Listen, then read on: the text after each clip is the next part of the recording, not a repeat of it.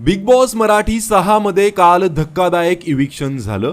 आयुष, संजीव आणि करण सोनावणे हे घराबाहेर गेले, त्यामुळे सर्वांनाच मोठा धक्का बसलाय। दरम्यान घराबाहेर आल्यानंतर करण सोनावणेने सोशल मीडियावर एक पोस्ट शेअर केली आहे, जी सध्या सर्वांचंच लक्ष वेधून घेत आहे। पिक्चर अभी बाकी है मेरे दोस्त असे म्हणत करणने चाहत्यांना कोड्यामध्ये टाकलं आहे। करणने त्याच्या इंस्टाग्राम स्टोरीवर बिग बॉस मधील त्याचा शेवटचा व्हिडिओ शेअर केला आहे। त्याला दिलेल्या कॅप्शन मध्ये त्याने आपल्या भावना व्यक्त केल्या आहेत।